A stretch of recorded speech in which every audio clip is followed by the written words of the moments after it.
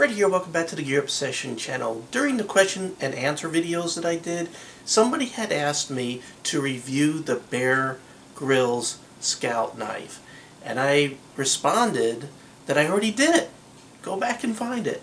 Well, I must have lost my mind because I double checked. I went on to YouTube and tried to search and also went back to all my videos and I couldn't find it. So I'm really losing my mind, or someone stole my video off of YouTube, which I really doubt. So I went ahead and placed this up here so I wouldn't forget because I'm losing my mind. So this video will be a review of the Bear Grylls Scout Knife.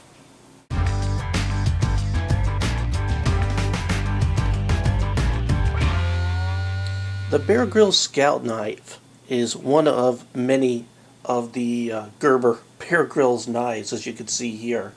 And you can see it's one of the smaller ones. You have the compact one here, and this is the compact fixed blade, and this is the sheath knife, and this is the ultimate survival knife right there. All of these are collaboration between Gerber and Bear Grylls. Gerber has been making knives for 70 years, and Bear Grylls, his background was he was a British Special Forces. He scaled Mount Everest at age 23. He's a chief UK scout, but he's probably best known for his television series Born Survivor and Man vs. Wild. And yes, I know it's off the air, and I know people love to hate the guy, but you know what? I never scaled Mount Everest, and I'm not part of any special forces, so I got to give the guy that. Also, he does a lot for charities. He supports many groups such as Comic Relief, Global Angels, Help for Heroes, Kids Wish Network, and Prince's Trust. So he does a lot to help a lot of folks out. So, I'm willing to cut the guy some slack. He's accomplished a lot more than most of us can hope to accomplish in our lifetime. So let's get back to the review and let's talk about the Bear Grylls Scout Knife. Let's run down the technical specs really quick. Overall length is 7.3 inches. Closed length is 4 inches. The blade is partially serrated. It's titanium nitride coated. It is a drop point. And it's made of 7CR17 MOV, which is a Chinese stainless steel. It is an equivalent to the US's 440A steel. Not the greatest steel in the world. It is prone to rusting. And, it's a tougher, but not as hard a steel as some of the better, the harder steels out there, 440B, C, and the other super steels that we all know and love. The blade length is 3.3 inches, but the working area of this blade is about 3 inches. It is a lock back. We'll go ahead and show you that. Get to use my wheel here. So you can see that it does have a lock back right there. It has dual thumb studs. And the ergonomics are awesome. And we'll talk about that here in a moment. But basically these grips, the handle here is made of a texture rubberized type of material that really gives allows you to have a really good grip or purchase on this knife. Weight is a super light 2.4 ounces. Now this package also includes, where did I put it? There it is. When you buy this knife, along with all the other Bear Grylls knives, you get the Bear Grylls Priority of Survival Pocket Guide. There's a lot of good information in there, and worst case scenario, you could use it as tinder if you need to start a fire, but it doesn't feel like it's very waterproof. It has a little bit, but I don't know how well it'll hold up. I need to test that one day. Let's talk about first impressions. For one thing, as soon as you pick up this knife, the handle just melts in your hand. It's very ergonomic, very grippy. This rubber material, it just allows you to get a really good purchase on it, and you have a very deep finger choil here.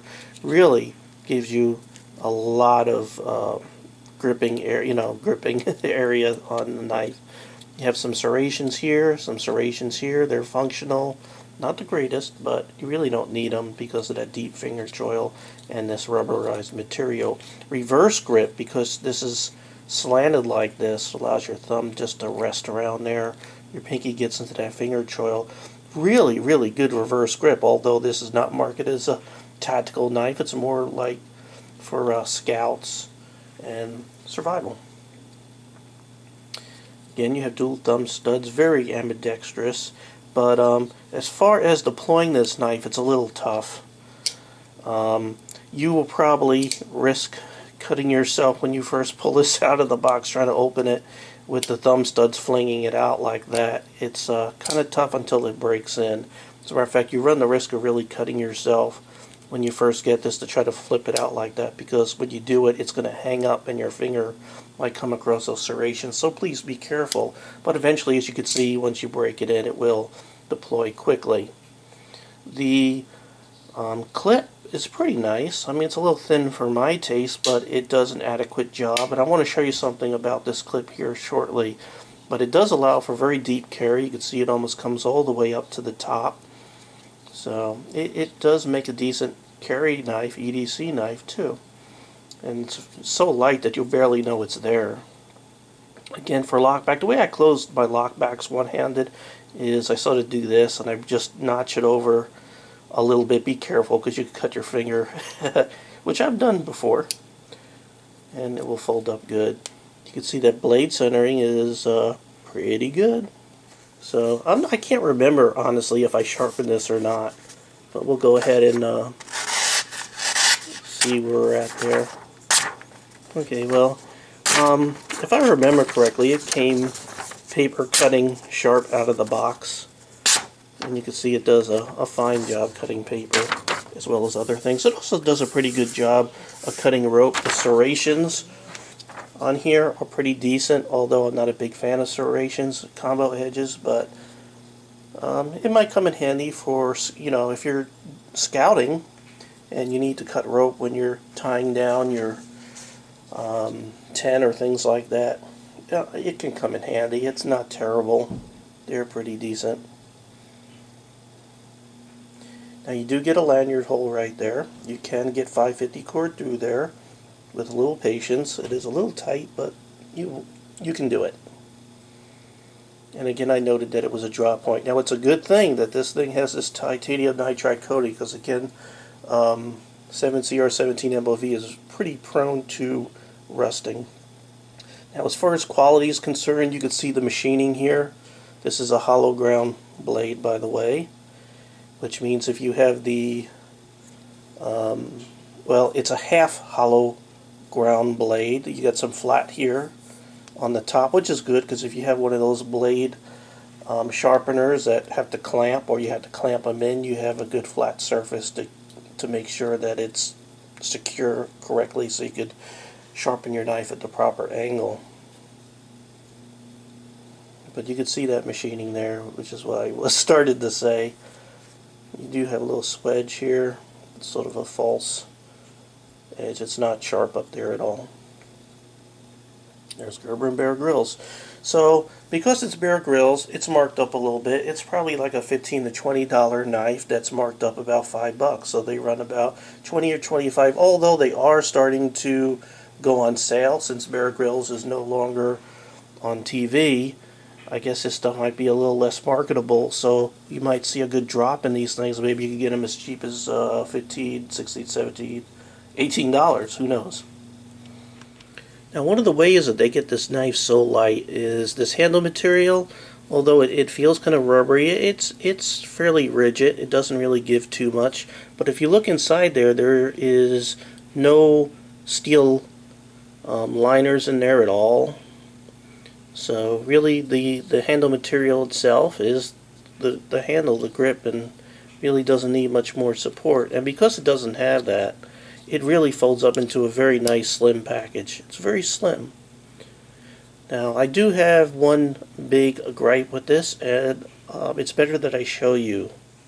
So what I'm going to do is I'm going to go ahead and slip this into my pants here. And again, you barely know it's there. It's so light, so flat, and so deep that you would forget that you had this knife on you.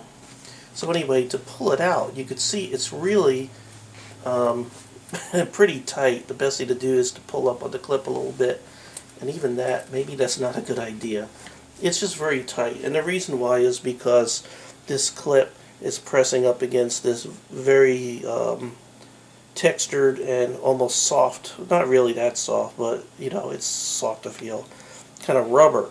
So as you can imagine, it really grips your pocket really good. And I mean, I'm sure you could get it out with one hand. Let me see if I can get it out with one hand. There we go.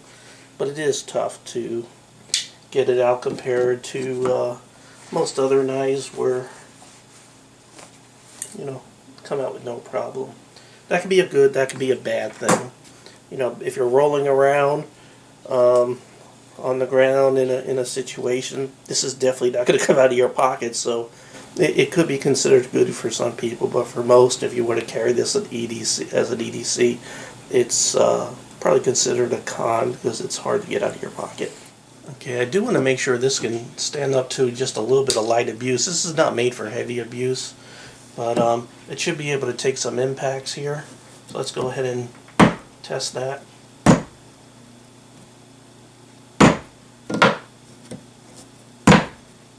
And you can see that's in there pretty good.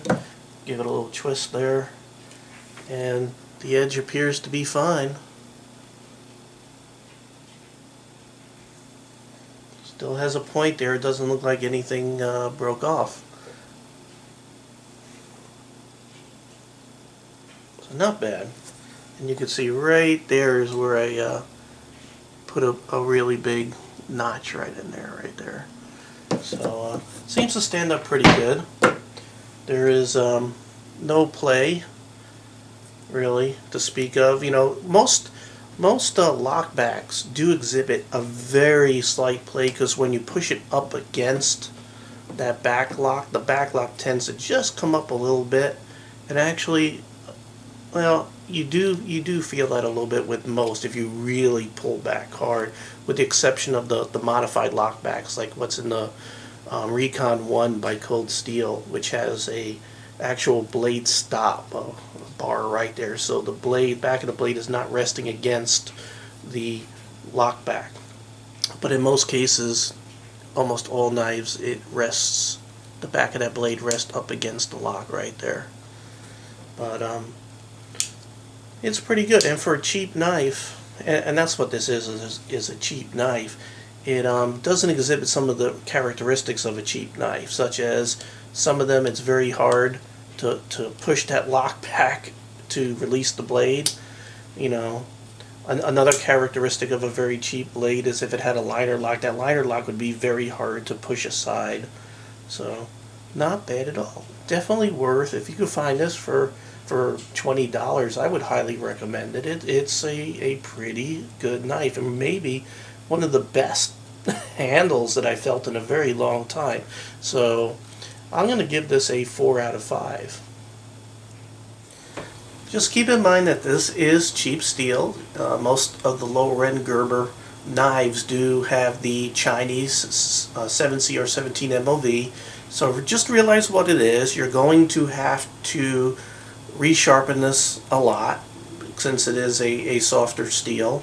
But it'll take a pretty good edge relatively easy. So just have a good sharpener and you'll be good to go. However, because it's tougher and softer, it won't be prone to chipping, but it does rust. 7C or 17 is one of those steels that definitely will rust on you if you don't keep your blade with a light coat of oil, especially if this coating sort of wears off.